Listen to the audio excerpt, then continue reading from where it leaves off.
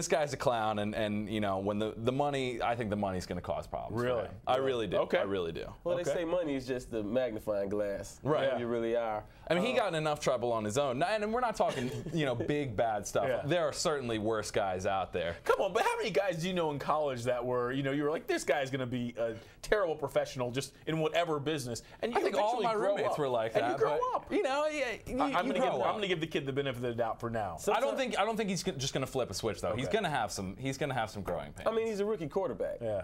Right. That's growing pain enough. Yeah. Right, but he's probably going to be, you know, because it is a little bit of a weaker class this year, he's going to be one of the top 3 picks, if not the top overall pick, and you know that's a big spotlight for a guy like that. You know, getting back to the other big takeaways, you know, with all the pre-combine attention that Michael Sam got, I thought that was a pretty disappointing showing for him. The bench press and you know, it lends credence to what we heard coming in, which is he's a situational pass rusher and a special teamer, most likely at best. I did like how he handled the media spotlight. Yeah. I thought he handled himself with a lot of dignity and class in the face of some very tough questions. And I actually thought that was probably more important than his workouts, because I don't think that his numbers would really surprise the scouts that have been following him. But how he handled the media during that press conference, I mean, those were the big 3, Jadeveon Clowney, you know, Johnny Manziel, and Michael Sam. And the 3 of those drew the huge crowd. And I thought, you know, certainly Johnny Football came off well, but so did Michael Sam. I think that he handled the questions well and really said, I want to be a football player. And the other big takeaway I had was, and this was from a conference call I was on with Mike Mayock, and he was talking to a lot of reporters and kind of giving his spin on what's out there. And he said, you know, this is one of the deepest draft classes, and you kind of feel like you hear that every year. Every year. I feel like only at the wide receiver position. That's what he said, at the wide receiver position, and that is a position of need, not dire need for the Redskins, but certainly a position of need. So there's going to be guys available at 34 and also late in the later rounds. And you know what the Redskins need because of injury and inexperience at returner? They need a slot receiver. They also need someone who can return punts and kicks. And I think there are some guys they'll be able to find in the 4th and 5th round who can at least challenge Chris Thompson. And we have Pierre Garçon. We have a guy that can make plays as well as a guy that can get possession. So I'm really hoping to get the Percy Harvin big play. You know, it's nothing that can just take the air out of a defense than to score right now. So I'm hoping kind of for Driachi, but like you said, with numbers like that, 34. It's going to be tough. So. I mean, you just need a number 2 to help out Robert, but also to just take some of the pressure off Garçon. I mean, how many times do we see he just gets smothered because they knew towards the end of the season defenses that he was their only option. It's uncomfortable for a defense to have that many weapons on the field at once. Yes. You can. It's hard to leverage one way or another. Right. There's a hole in every defense. So, you know, talk about the needs of the Redskins. Let's talk a little bit about what the Redskins have. They signed D'Angelo Hall. What you guys think about that move? We've been talking about what are they going to do. What do you guys think?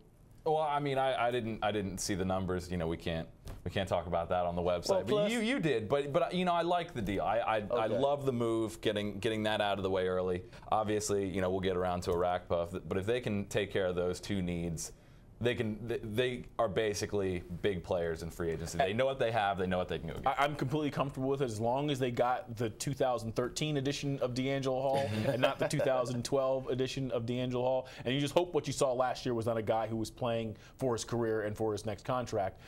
You know, I saw a guy who matched up with the opposing team's #1 receivers and did a pretty good job, especially in the NFC East. Right. I saw a guy who was a bit of a leader. You know, he seemed like he took some of the younger guys under his wing in the locker room. You could see them having some quiet conversations about stuff. He wasn't a problem on the field. He wasn't taking dumb penalties like he did in 2012. So as long as they get the player they had last year, I think they're going to be fine with this deal because there is not a whole lot of guaranteed money in it. I like it. Now here's a question as far as who we are as Redskins. The deal happened before free agency. Is this a big deal? What's going on around here? Yeah, no drama with that. Is that a big deal, or what is that? Is that a good thing? Is that a bad thing?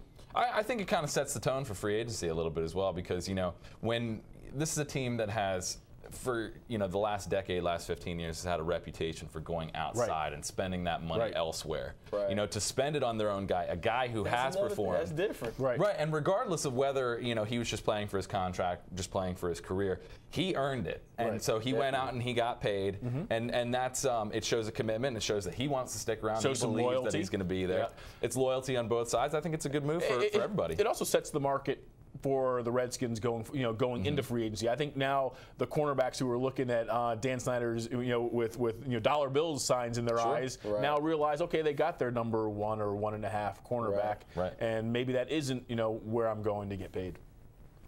All right.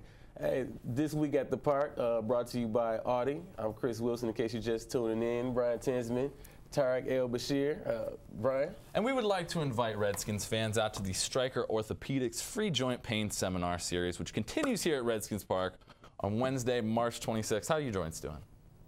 My joints are doing pretty good. Yeah, they're good. Okay, that's no good. glucosamine or anything. There you go. See?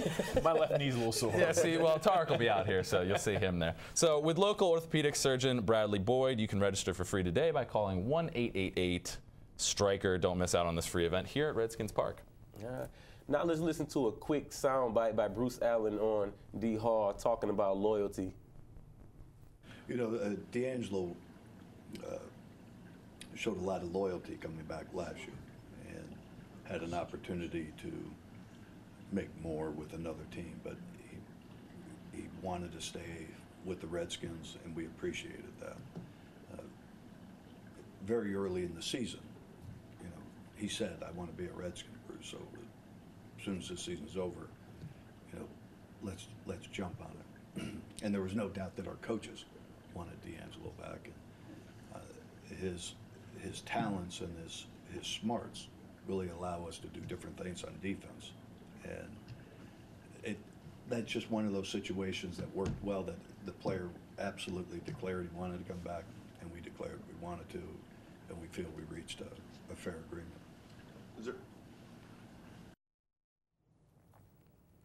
Hey, there you have it. You got Bruce Allen talking about loyalty with D'Angelo Hall. You got D'Angelo Hall getting signed before free agency.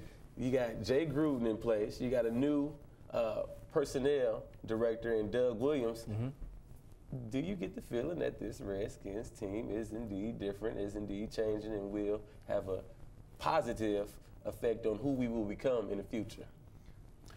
I think it's too soon to start talking about whether there's been a sea change here at Redskins Park, but I mean certainly they are doing things differently. I really like the addition of Doug Williams. I think that he's going to bring a very sharp eye to personnel decisions. He's a guy who has been an NFL scout. He has been a college head coach. What kind of guys would you say he's going to go after to fill in the fill-in pieces, so to speak? I mean, I think if you look at the guys that he's worked with in college, it's not necessarily the 1 guys, it's the 1A guys. And he's going to have a pretty good feel for the guys that you can identify that you're going to be able to get that extra out of. Because there's plenty of talented players in the FCS. There's plenty of Division II, Division III. That's an excellent point, because you got to remember, he's not getting the SEC guys. He's talking to them, but he's not getting them when he was at Grambling State. He had to go find the guy who, for some reason, wasn't recruited by the SEC. The Chris Wilsons of the world. The guys who weren't invited. The guys who weren't invited to the combine. And if you look at the meat and bones of championship rosters, it's not all draft picks. It's late round picks. It's guys who were signed off the street and they became something. It's undrafted free agents. That becomes the backbone of your team. And if you got a guy who's used to always finding that 1A type talent, I think that's going to help a lot. I think bigger picture here as well. You talk about Doug Williams. You talk about bringing back local guys. I think you got to give a lot of credit to Bruce Allen here for over the last 3 to 4 years developing an identity around this team. And you're talking about a team that through the middle 2000s didn't really have an identity, at least not a positive one. So, it's building that. Right, exactly. Hey, this man was bringing it right here. Physical. Right. But it didn't have that kind of long-term approach. So you're bringing back a guy in Doug Williams who had who has ample experience with this organization, and is not just a figurehead. He is a deserving candidate for this job. You're bringing back a guy in D'Angelo Hall who's a local guy, who's played his butt off here, who deserved the contract, and you're kind of building on that. You're building that core, you're building that identity in the front office, and I think that this is pushing this team in the right direction. Whether they can get there, this year, next year, 3 years from now, we'll see. Exciting stuff. In case you're just joining us, I'm Chris Wilson, the sports psychologist, with Brian Tinsman and Tarik El-Bashir. I can't issue medicine, so I'm just a psychologist. Not a psychiatrist. Yeah. Just plays one on TV. Exactly. Monday. Monday is the deadline for the franchise tag. So I think it's obvious the biggest priority or next thing that the Redskins need and will address will be what will happen with free agent Brian Orakpo. I mean, do they franchise him or not? And if they do, what does it mean? If they don't, where are we going? I think it's the prudent move for both sides, actually. I know no player wants to be franchised because they want the security of a long-term contract. Right. That said, $11 million is a lot of money. Okay, if you're Brian Orakpo and you just had a very strong second half of your season to get to double digits in sacks, bet on yourself.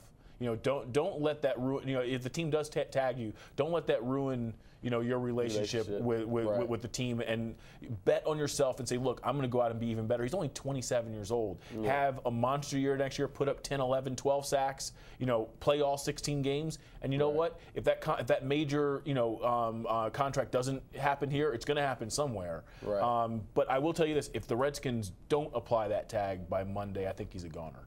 I would agree with that. I do think he's a goner, but for the Redskins, this is a team with a lot of needs. Do you? Okay, go ahead. Okay.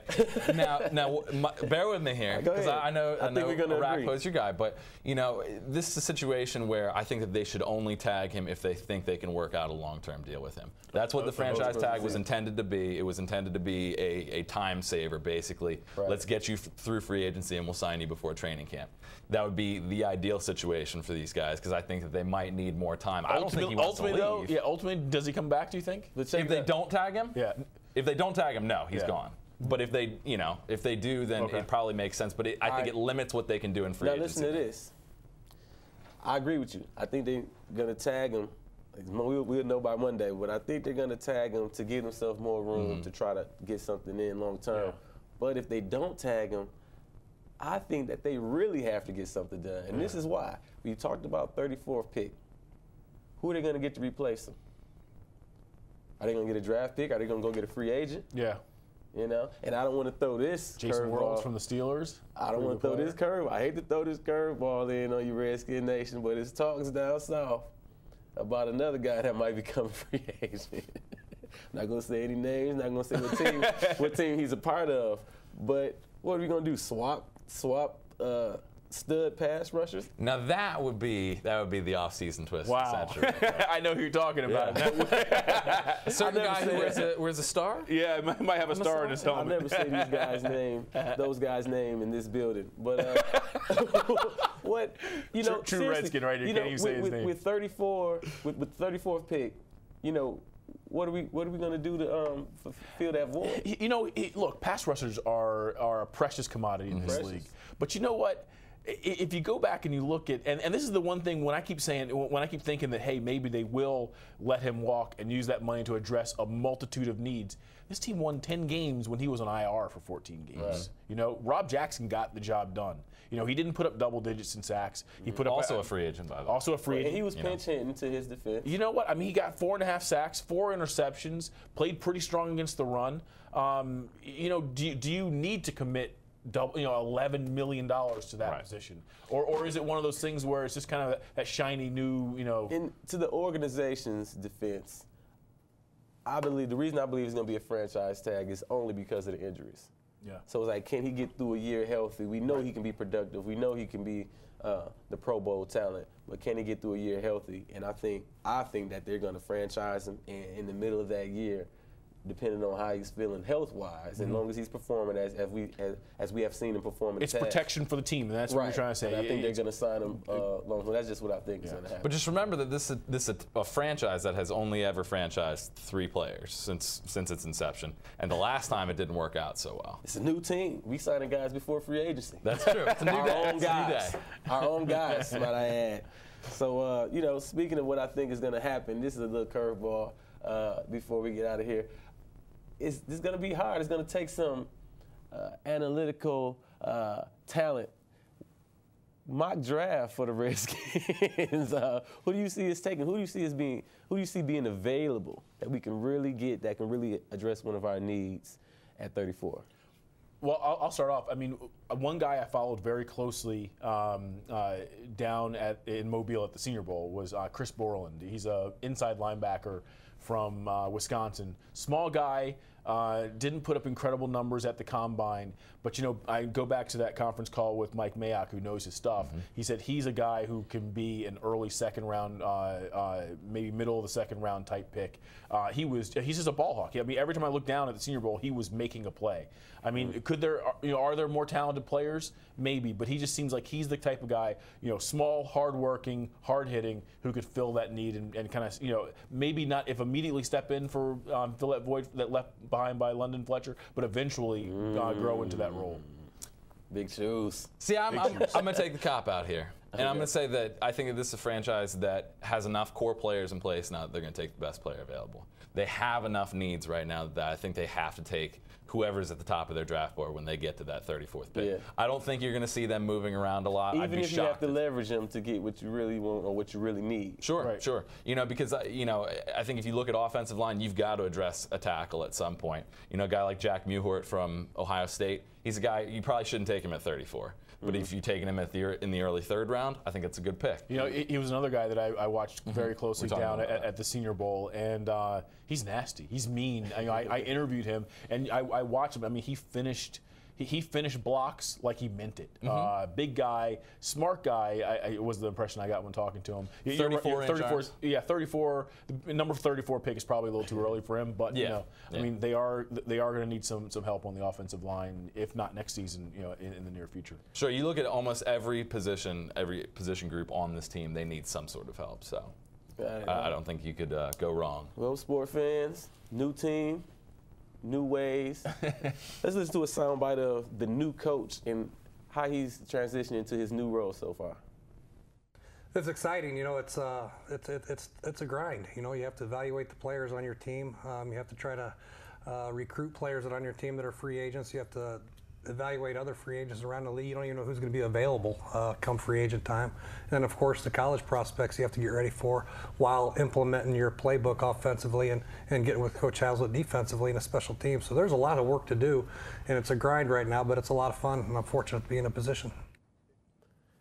It's head coach Jay Gruden. I'm telling you, Redskins Nation, get excited 2014. Again, I'm your host, Chris Wilson, with Brian Tinsman, Tarik El-Bashir. This is this week's episode of This Week at the Park by Audi. We'll see you next time.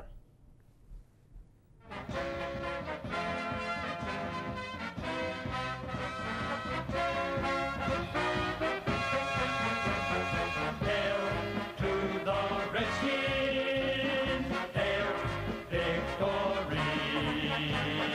Praise